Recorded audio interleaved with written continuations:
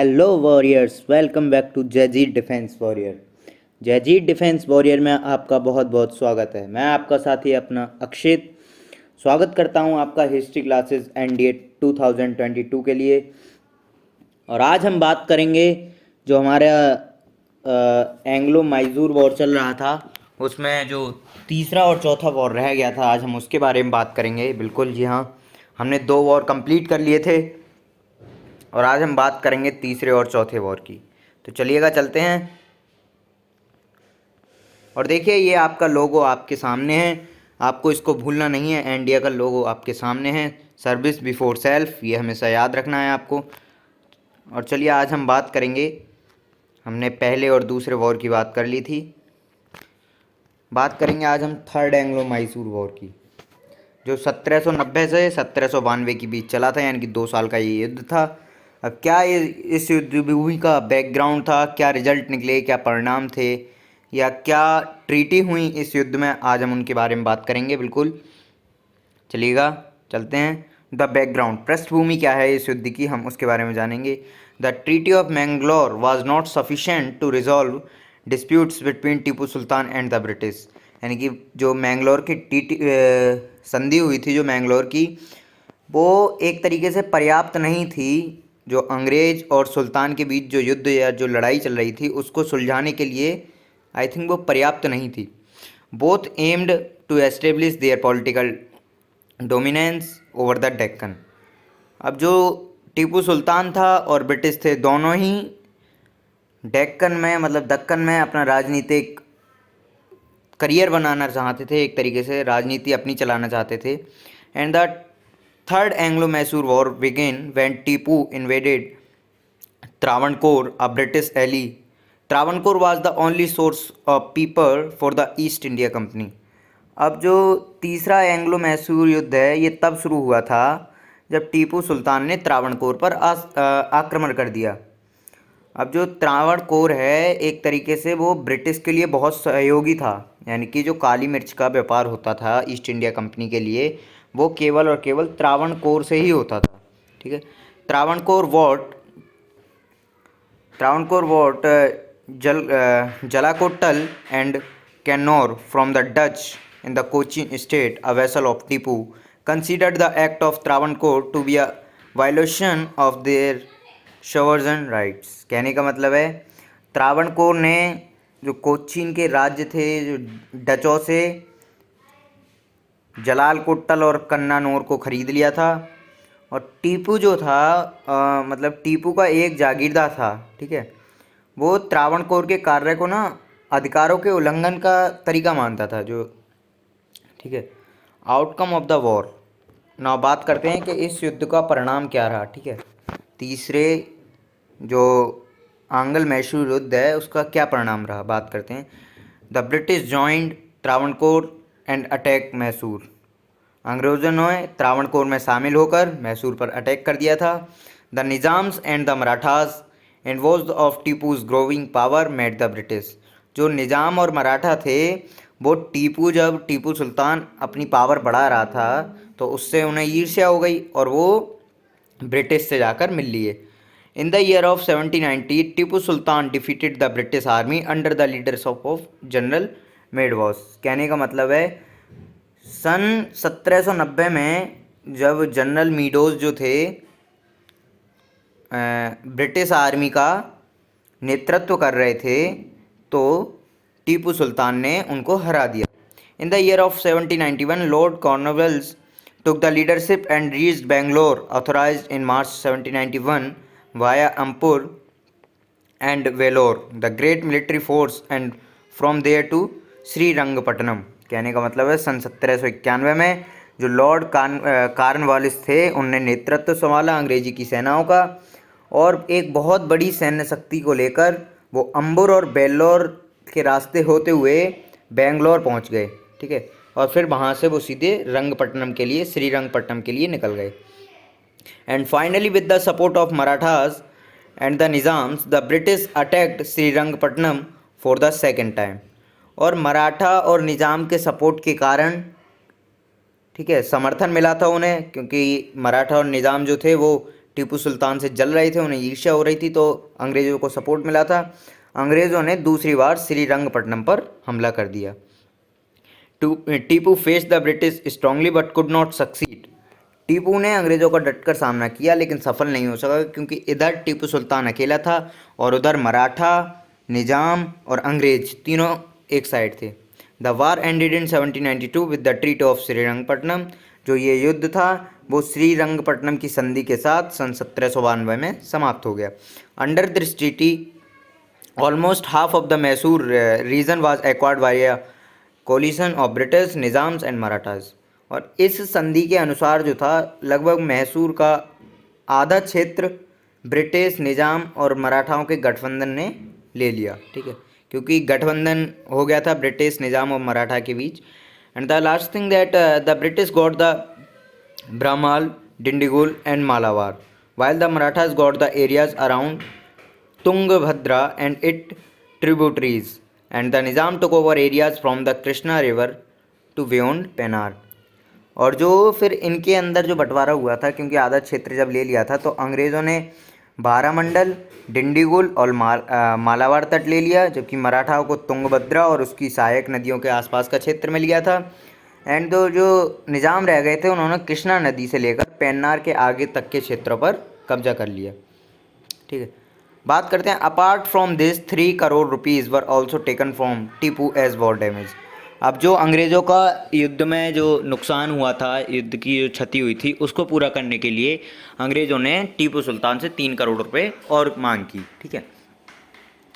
अब half of the war damage compensation was to be paid immediately, while the remaining payment was to made in installments, for which Tipu's 2 sons were taken hostage by the British।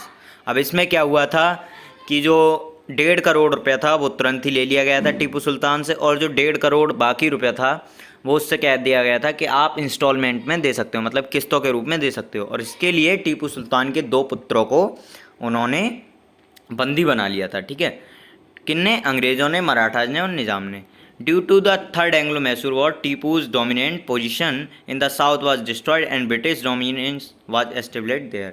अब जो तीसरा आंग्ल मैसूर युद्ध था उसके कारण जो था दक्षिण में टीपू की जो स्थिति थी वो बिल्कुल नष्ट हो गई और वहाँ पर ब्रिटिश सरकार ने अपना प्रभुत्व स्थापित कर लिया। यानी कि अब टीपू सुल्तान का यहाँ पर कोई भी मतलब एक तरीके से स्थापित नहीं रह गया कोई भी, ठीक है। Now talking about the 4th Anglo Marathas war in 1799। जो चौथा मराठा युद्ध हुआ था वो क्यों हुआ था, क्या कारण थे, बात करते हैं उसके बारे में। The background, during the period of 1792 to 1799 both the British and Tipu Sultan tried to recover their losses. अब जो 1792 से 1799 की अवधि थी, इसके दौरान क्या था, ब्रिटिश और टीपू सुल्तान ने अपने नुकसान की भरपाई करने की पूरी कोशिश की हैं। And Tipu fulfilled all the terms of the treaty of Srirangapatnam and his son were freed. और जो टीपू सुल्तान था उसने श्रीरंगपट्टनम की सभी संधि की शर्तों को पूरा कर दिया और उसके पुत्रों को मुक्त कर दिया गया, क्योंकि उसकी शर्तें क्या थी कि उसको 3 करोड़ रुपए देने हैं और मैसूर का आधा क्षेत्र देना। तो मैसूर का आधा क्षेत्र तो उसने पहले ही दे दिया था, अब 3 करोड़ रुपए जो इंस्टॉलमेंट में थे उसने वो भी पूरे कर दिए। और जो उसके 2 पुत्रों को बंदी बनाया गया था अब वो छोड़ दिए गए थे, ठीक है। And now talking about the when the Hindu ruler of the Wadiyar dynasty died in 1796। जब जो हिंदू शासक था वाडियार राजवंश का, उसकी मृत्यु हो गई सन 1796 में। The Tipu declared himself a sultan and decided to avenge his humanitarian defeat in the previous war. तो टीपू सुल्तान जो था उसने अपने आप को राजा घोषित कर दिया, शासक घोषित कर दिया, और जो पिछले युद्ध में उसकी अपमान हुई थी या अपमानजनक जो हार हुई थी उसका बदला लेने के लिए वो रेडी हो गया। इन the year of 1798 Lord Wellesley, ठीक है, Lord Wellesley was made the new governor general after sir John सोर। सन 1798 में लॉर्ड वेलेस्ली को नया गवर्नर जनरल बनाया गया था सन सोर के बाद, ठीक है। Wellesley's worries increased due to Tipu's growing relationship with France. और जो टीपू ने फ्रांस के साथ अपने संबंध बना रखे थे या बढ़िया संबंध बना रखे थे। इस सब को देखकर जो वेलेगिली की जो थी चिंताएं बहुत बढ़ गई थी कि अब हमारे साथ न जाने क्या होगा। For the purpose of ending Tipu's independent existence he forced him to substitute him through the subsidiary pact system. मतलब टीपू के स्वतंत्र जो एक तरह से अस्तित्व बोले हम, उसको समाप्त करने के जो उद्देश्य था किसका, वेलेस्ली का, उसने उसे सहायक संधि प्रणाली के माध्यम से वश में करने के लिए मजबूर कर दिया। अब सहायक संधि प्रणाली क्या थी इसके बारे में हम बात करेंगे, ठीक है। Tipu was accused from of conspiring against the British by sending intelligence to Arabia, Afghanistan and the French Iceland, Mauritius and Versailles with the intention of Bertrand was not satisfied with Tipu and thus began the fourth Anglo-Mysore War। अब इसमें क्या हुआ, जो टीपू पर विश्वासघात इरादे थे उन्होंने क्या किया, टीपू पर विश्वासघात के इरादे से अरब, अफ़गानिस्तान और फ्रांसीसी जो द्वीप थे जैसे मॉरिशस, ठीक है, और वारसाय की खुफिया जानकारी भेजकर ना उन्होंने अंग्रेज़ों के खिलाफ साजिश रचने का आरोप लगा दिया, ठीक है। और उन्होंने क्या किया, उन्होंने सोचा, अरब ने, अफ़गानिस्तान ने, फ्रांसीसी ने, कि टीपू अंग्रेज़ों से मिल गया है और वो उनको हमारी खुफिया जानकारी दे रहा है, तो उन्होंने टीपू सुल्तान पर आरोप लगा दिया इस चीज़ का, ठीक है। नाउ टॉकिंग अबाउट द ये आरोप लगा दिया था। और फिर इसी बात से क्योंकि टीपू जो था वेलेगली टीपू से संतुष्ट नहीं हुआ था और इस तरह से चौथा एंग्लो मैसूर वॉर शुरू हो गया। नाउ हम बात करते हैं सब्सिडरी ट्रीटी यानी कि सहायक संधि की। तो in the year of 1798 Lord Wellesley introduced a subsidiary treaty system in India under which the ruler of allied Indian state was obligated to pay financial for the maintenance of the British Army in return of protection from the British against their enemies। कहने का पूरे का मतलब है कि जो 1798 थी उसमें लॉर्ड वेलेस्ली ने भारत में एक सहायक संधि प्रणाली की शुरुआत कर दी थी, जिसके तहत जो था संबंध भारतीय राज्य के शासक को ब्रिटिश सेना के रखरखाव के लिए अपने दुश्मनों के खिलाफ अंग्रेज़ों से सुरक्षा बदलने के लिए आर्थिक रूप से मतलब इकोनॉमिकल रूप से भुगतान करने के लिए बाध्य किया गया था। यानी कि फिर से वही बात आ गई कि आपको अगर सेना रखनी है तो आप अंग्रेज की सेना रखेंगे और उसके लिए आपको पे करना पड़ेगा। In provide the appointment of a British resident in the court of concerned ruler which provide the ruler from appointing any European to his service without the approval of the British. अब जो था, जब उन्होंने ऐसा कर दिया था, अंग्रेज़ों ने कह दिया था कि अगर आपको सेना रखनी है तो आपको अंग्रेजी सेना रखनी पड़ेगी और उसका पे आपको करना पड़ेगा, ठीक है। किससे कहा था, टीपू सुल्तान से। तो उसमें क्या हुआ था, जब टीपू सुल्तान से इतना कहने के बाद, ठीक है, तो हुआ क्या था, in the provide of appointment of a British resident, जब जो ब्रिटिश रेसिडेंट को प्रोवाइड किया गया था अपॉइंटमेंट, यानी कि शासक के दरबार में एक ब्रिटिश निवासी की नियुक्ति का प्रावधान किया गया था, ठीक है, जिसने शासक को अंग्रेजी की मंजूरी के बिना किसी भी यूरोपीय को अपनी सेना में नियुक्त करने से रोक दिया। यानी कि अब कोई भी यूरोपीय टीपू सुल्तान की सेना में शामिल नहीं हो सकता बिना अंग्रेज़ों की आज्ञा के। Sometime ruler ceded part of their territory instead of making economic payments annually. और क्या होता था, कभी कभी जो शासकों का सालाना आर्थिक भुगतान जो होता था वो ना करने की वजह से उनका अपना क्षेत्र का हिस्सा सौंप दिया जाता था कि लो भाई, आज अब की बार हम नहीं कर पाए तो आप हमारा एरिया ले लीजिए। The Nizam of Hyderabad was the first Indian ruler to sign a subsidiary treaty. और जो हैदराबाद के निज़ाम थे वो पहले भारतीय शासक थे जिन्होंने सहायक संधि पर हस्ताक्षर किए थे। The native kings of ruler who made subsidiary treaties were not free to declare war against any other state to और to make agreements without the consent of the British.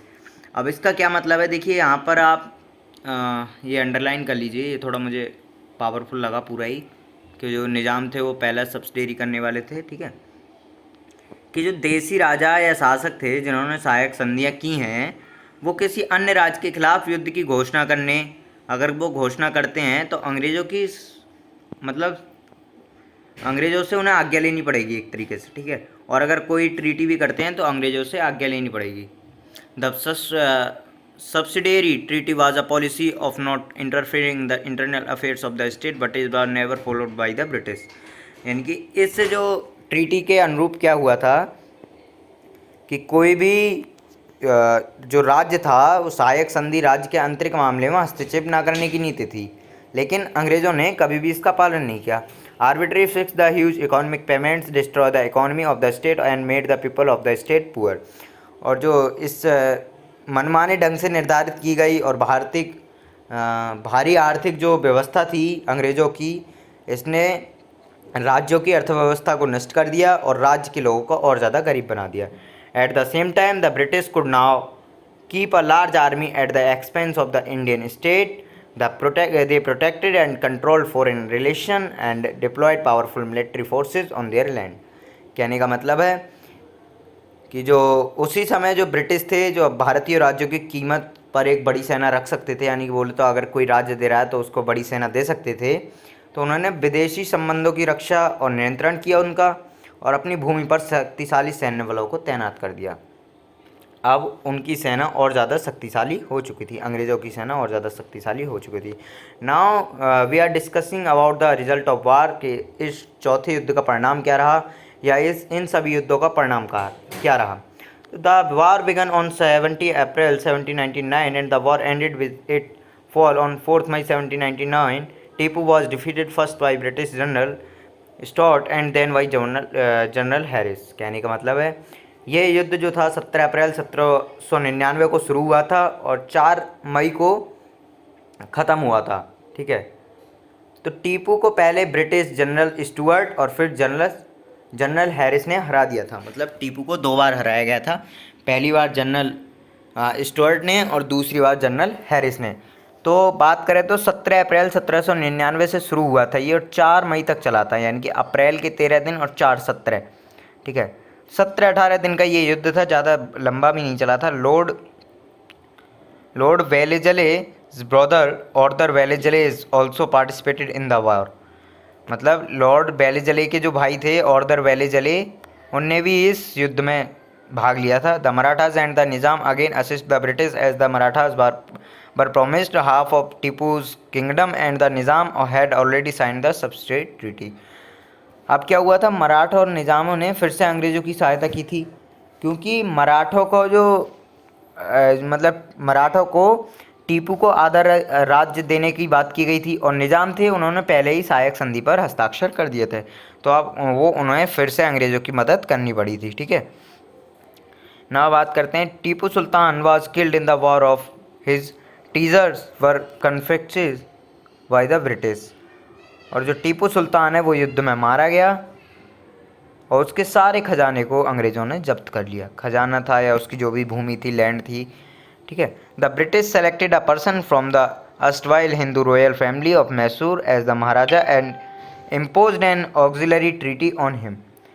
तो जो अंग्रेज़ थे उन्होंने मैसूर में एक हिंदू शाही परिवार था, उसमें से एक व्यक्ति को महाराजा के रूप में चुन लिया गया था और उस पर भी सहायक संधि लागू कर दी थी। It took the British 32 years of subdue Mysore the threat of French reinforcement in the Deccan was permanently liquidated. कहने का मतलब मैसूर को बस में करने से अंग्रेज़ों को लगातार 32 साल लग गए मैसूर को केवल बस में करने के लिए, और दक्कन में जो फ्रांसीसी थे उनका पुनः प्रवर्तन का खतरा स्थायी रूप से समाप्त हो चुका था। अब कहने का मतलब है अंग्रेज़ों ने मैसूर को पूरा कब्जे में कर लिया था, दक्कन को भी कब्जे में कर लिया था। अब अंग्रेज़ वहाँ पर अपना राज्य चला रहे थे और उन्होंने जो एक मैंने अभी बताया एक महाराजा के रूप में एक हिंदू परिवार के बेटे को लगाया था, महाराजा बना दिया था। उससे क्या था, उसकी पेंशन एक नियुक्त कर दी गई कि तुम्हें इतने रुपए मिलेंगे 1 साल के, ठीक है, और तुमको काम करना पड़ेगा। अब वो क्या था, वो केवल कठपुतली थी अंग्रेज़ों के हाथ की जो अंग्रेज़ों के चलते हुए कर रही थी। तो आज हमने यहाँ पर पूरे कर लिए हैं अपने एंग्लो मैसूर वॉर, यानी कि चारों मैसूर वॉर को हमने कंप्लीट कर लिया है। एंग्लो मैसूर वॉर हमने जाना कि अंग्रेज़ों और टीपू सुल्तान के बीच क्या लड़ाई हुई है, मैसूर को कैसे जीता उन्होंने। ये युद्ध सन 1767 से स्टार्ट हुए थे एंग्लो मैसूर वॉर और सन 1799 तक चले थे। ठीक है, हाँ वो बात अलग है, 4 मई सन हाँ 4 मई सन 1799 को युद्ध बिल्कुल समाप्त हो गया। इसमें टीपू सुल्तान की मृत्यु हो गई और मृत्यु होने के बाद जो भी खजाना था वो अंग्रेज़ों ने लूट लिया। हैदराबाद के निज़ाम जो थे और मुग़ल जो थे मराठा जो थे, उनको जो जो भी देना था अंग्रेज़ों ने ट्रीटी के हिसाब से उन्हें दे दिया। तो बिल्कुल आज हमने बात की फर्स्ट एंग्लो मैसूर वॉर की, कल हमने बात की थी सेकंड एंग्लो मैसूर वॉर की, कल हमने बात की थी, आज हमने बात की थर्ड एंग्लो मैसूर वॉर की and fourth Anglo Mysore war की। तो बिल्कुल अगली बार हम लेके आएंगे एंग्लो बर्मीज़ वॉर एंड जानेंगे कि अंग्रेज़ों का बर्मा से क्या बात हुई थी, क्या युद्ध के परिणाम थे, क्या परिणाम निकले, क्या पृष्ठभूमि थी, बात करेंगे पूरी के बारे में। और जुड़े रहिए बिल्कुल जयजीत डिफेंस वॉरियर से। अगर आपको ऐसे ही क्लास लेनी है, अगर आप मेरी क्लास आपको अच्छी लगी हो तो प्लीज़ लाइक कीजिए, सब्सक्राइब कीजिए चैनल को एंड शेयर कीजिए, कमेंट कीजिए अगर आपको कोई भी डाउट है। और ऐसे ही हम हिस्ट्री एनडीए 2022 की क्लास लाते रहेंगे। हमारा एम है 4 सितंबर 2022, जब तक हम एनडीए क्लियर नहीं कर लेते। ठीक है, तो आपको ये भूलना नहीं है। बिल्कुल मैं डेली आपको बताता हूँ, आते जाते बिल्कुल बताता रहूँगा, क्योंकि मेरा काम है आपको याद दिलाने का। सर्विस बिफोर सेल्फ, एनडीए आपको याद रखना है। तो मिलते हैं अगली क्लास में, तब तक के लिए जय हिंद, जय भारत वॉरियर्स।